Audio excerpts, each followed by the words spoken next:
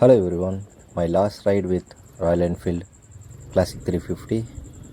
So இது வரைக்கும் இதோட பாசிட்டிவ்ஸ் நிறைய பேர் சொல்லியிருப்பாங்க, நெகட்டிவ்ஸ் நிறைய பேர் சொல்லியிருப்பாங்க. பட் மை ஓன் ரிவ்யூவில் சொல்கிறேன். நான் 10,000 கிலோமீட்டர் வரைக்கும் ரைட் பண்ணியிருக்கேன் இதில்.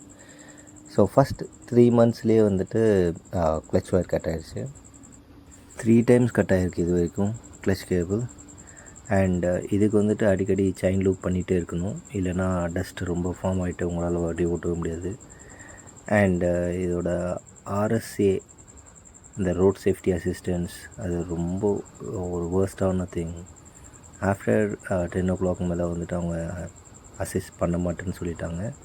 அண்ட் நெக்ஸ்ட் டே தான் வந்துட்டு உங்களுக்கு அவைலபிலிட்டி, வண்டி பிக்கப்பாக இருந்தாலும் எது வந்தாலும் நெக்ஸ்ட் டே மார்னிங் தான் பண்ணுவேன் அப்படின்ற மாதிரி சொல்லிட்டாங்க.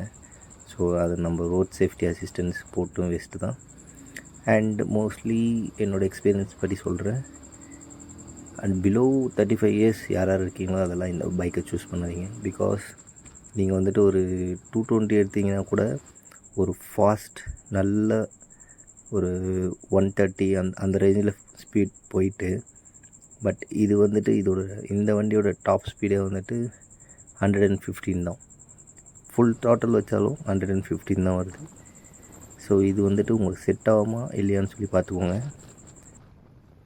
வெஹிக்கிள் சர்வீஸ் விட்டப்போ ஷோரூம்லேருந்து கால் வரும், வெஹிக்கிள் வந்துட்டு சர்வீஸ் முடிஞ்சிச்சுன்ட்டு. பட் ஆனால் நீங்கள் வந்து போகிறதுக்கு முன்னாடியே கால் பண்ணுங்க, நான் அங்கே ரீச் ஆகிட்டேன்னு சொல்லிவிட்டு அப்போ தான் அவங்க வண்டியை எடுத்துகிட்டு அவங்க ரிப்பேர் பண்ண ஆரம்பிப்பாங்க.